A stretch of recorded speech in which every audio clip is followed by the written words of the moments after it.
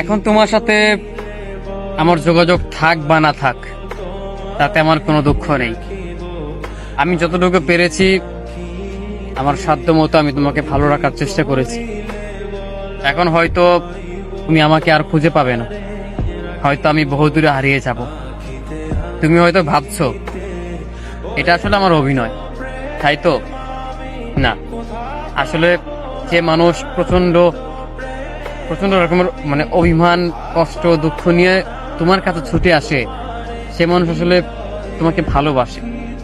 সে আসলে তোমাকে এইটা বোঝাতে চায় যে তুমি ছাড়া তার কেউ নেই। আবার এইটাও মনে রেখো, তুমি যে মানুষটাকে প্রচন্ড রকমের অবহেলা করবে, কষ্ট দিবে, বারংবার তাকে অবহেলা করেই যাবে, অসম্মান করবে, সেই মানুষটা একটা সময়ের পর গিয়ে হারিয়ে যাবে।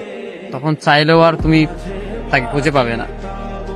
অতএব তুমি এটা মনে করো না যে আমার অন্য কেউ নেই বলে আমি তোমাকে ভালোবাসি। আসলে তোমাকে ভালোবাসি বলেই আমার অন্য কেউ নেই, নয়তো আমি বারংবার তোমার কাছে ছুটে আসতাম না, আমি বারংবার তোমার জন্য মন খারাপ করতাম না।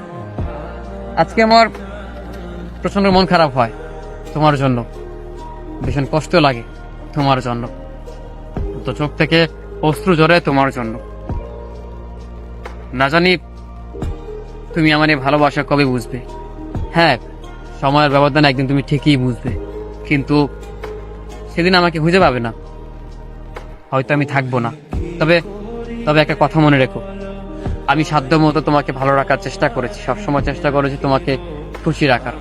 একটা সময়ের পর গিয়ে হয়তো আমি আর থাকবো না, কারণ তুমি যত পরিমাণে অবহেলা করছো সেটা আমি আর সহ্য করতে পারবো না।